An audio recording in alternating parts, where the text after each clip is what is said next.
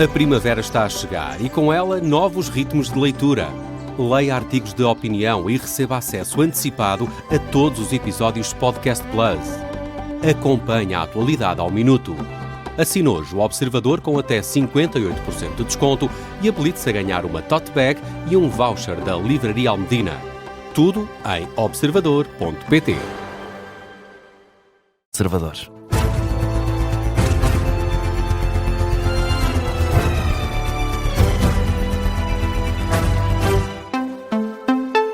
As notícias com o Miguel Videira, na Rádio Observador. E Miguel, o Irão diz ter atingido 2 alvos em Israel.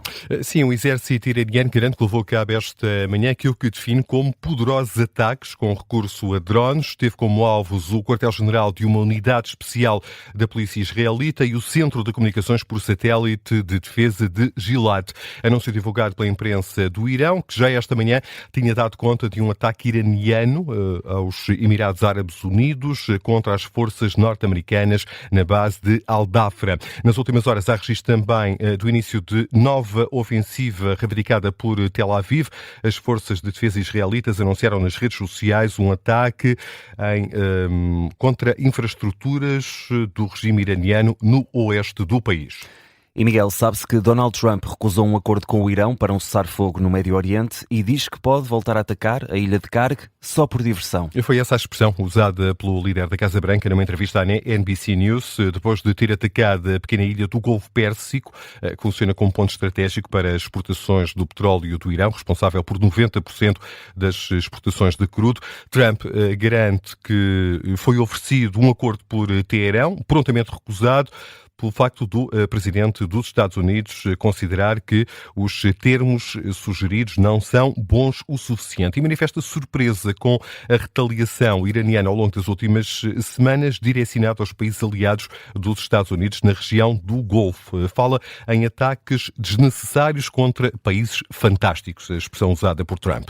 Já a Ucrânia quer contribuições financeiras e tecnológicas como moeda de troca para ajudar na defesa contra os drones iranianos no Médio Oriente. Termos postos em cima da mesa por Volodymyr Zelensky. De acordo com a agência Reuters, o presidente ucraniano enviou 4 especialistas a 4 países do Médio Oriente.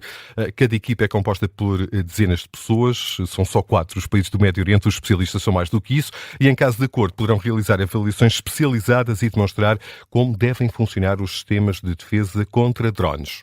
Por cá, José Luís Carneiro foi reeleito secretário-geral do PS com cerca de 97% dos votos e Miguel diz estar habilitado para ser candidato a primeiro-ministro. Assim é. O secretário-geral socialista obteve cerca de 20 mil votos, mais 3 mil do que o alcançado em junho do ano passado, na altura também como candidato único à liderança do PS.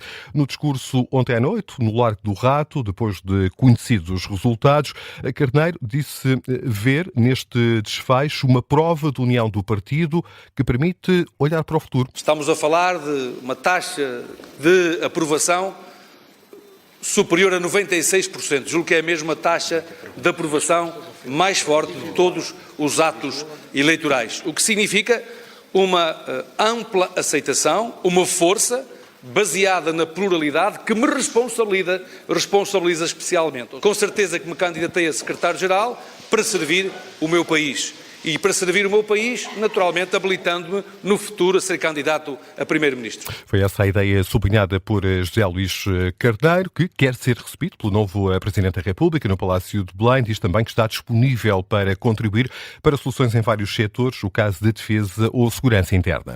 E Miguel, numa altura em que cresce a preocupação em torno do aumento do preço do gás natural, um estudo da consultora Roland Berger revela que Portugal tem potencial para produzir 60% do gás que consome a partir do biometano. Um estudo encomendado pela Flowen, o principal grupo de distribuição de gás natural no país. O biometano é produzido a partir de resíduos urbanos e explorações agropecuárias. A molécula é igual à do gás natural. Uma boa alternativa, sublinha o presidente da Flowen, Gabriel Sousa, à importação de gás natural. CH4, que é exatamente a fórmula do metano, serve tanto para gás natural como para biometano. E, portanto, tem esta enorme facilidade, quando comparado com o hidrogênio, é que nós não sentimos nada nas nossas casas. Deixe-me fazer aqui uma analogia, é como a eletricidade verde. Nós, quando ligamos o interruptor da nossa casa, ou quando uma unidade industrial liga um sistema qualquer elétrico, não tem a mínima noção se aquele eletrão é cinzento ou é verde. O Plano Nacional de Biometano define uma meta de injeção de 9% de biometano na rede de distribuição de gás em 2030, um objetivo modesto se atendermos a que a Dinamarca tem uma taxa de 40% a 50% e que França define como meta 20% até ao final da década. Outra reeleição, mas desta vez no futebol. Frederico Varandas continua como presidente do Sporting. Para mais um mandato, conseguiu Miguel 89% dos votos. E, cumprindo o mandato até 2030, pode tornar-se o segundo presidente com mais longevidade no cargo desde João Rocha, que esteve 13 anos à frente do Sporting. Para as próximas 4 épocas, Frederico Varandas tem 2 prioridades. Uma, títulos. Segunda, crescer o número de sócios do Sporting. E para nós fazermos isto, precisamos de ir crescendo em vários setores. E um deles é o investimento do património, a aumentar a nossa experiência do adepto, do sócio, ter orgulho em vir ao Sporting, fazer disto também não só uma experiência para o adepto, mas também ganharmos, enquanto clube, aumentar a receita, que essa receita vai permitir investir no clube, torná-lo ainda mais competitivo, estando mais próximo de continuar a vencer. As prioridades de Frederico Varandas, títulos e sócios. Bruno Sá, candidato derrotado, teve 6% dos votos e mereceu uma palavra do presidente reeleito. Sai derrotado, mas na verdade quando vem a jogo, quando vem com a intenção de fazer algo pelo nosso clube, na verdade nunca se perde, e é de louvar o seu espírito democrata e o seu espírito de luta, de tentar trazer as suas ideias para um Sporting, independentemente do resultado que tenha tido.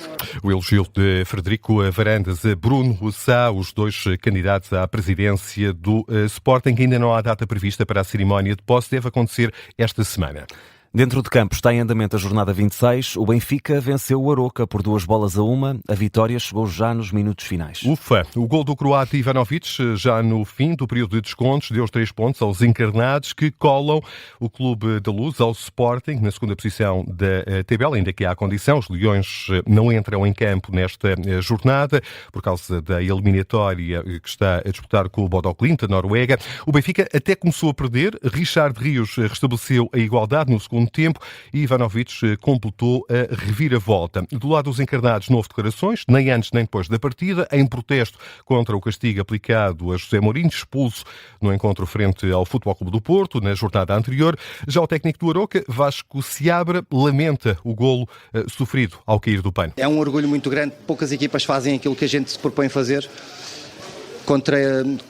No plano de jogo, mas essencialmente também contra estas equipas, porque aquilo que criamos, a forma como criamos, porque não foram oportunidades fortuitas, não foram coisas de ter acontecido, ou seja, são coisas provocadas pela coragem que os meus jogadores têm, pela personalidade, pela agressividade que colocaram no jogo. Corremos muito, tivemos um expected goal superior ao do Benfica. Ainda assim, a equipa aroquense não conseguiu levar pelo menos um ponto deste encontro, perdeu já nos derradeiros minutos da partida. Ora, os encarnados sobem com esta vitória ao segundo lugar da classificação, mas o Sporting tem menos um jogo. Esta noite entra em campo o Porto, recebe o Moreirense no Dragão. Os de Moreira de Cónegos ocupam a 7ª posição da tabela classificativa. Apito inicial marcado para as 8h30. O relato e a análise é aqui na Rádio Observador, com emissão especial a partir das 8h15. Por agora são 10h08. Miguel, há ainda outras notícias em destaque a esta hora.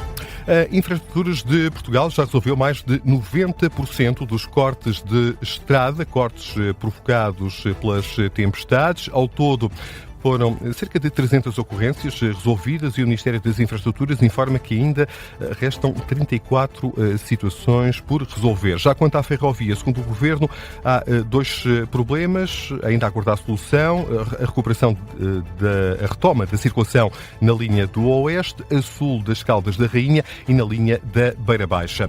Uma pessoa morreu hoje de madrugada na sequência do despiste de um motociclo que conduzia na Estrada da Graça, na cidade de Setúbal. É o que indica fontes Pronta Proteção Civil. O óbito foi declarado no local do acidente pelo médico da Viatura Médica de Emergência e Reanimação do Hospital de Setúbal. De saída, já terminou o Grande Prémio de Fórmula 1 da China e Antonelli é o grande vencedor da corrida. É a primeira vitória do jovem piloto da Mercedes. Com este resultado, torna-se o segundo piloto mais novo de sempre a vencer um grande prémio. Antonelli tem 19 anos. George Russell terminou em segundo lugar e, para fechar o pódio, o piloto da Ferrari, o britânico Lewis Hamilton. A Fórmula 1 volta dia 27 para o Grande Prémio do Japão. Onde estava eu com 19 anos? Não estava a ganhar prémios de Fórmula 1, de certeza. Estava a estudar ainda. Enfim. E tu também, Miguel Vidra, de certeza. Sim, também. Outras vidas. Fica por aqui o Jornal das 10.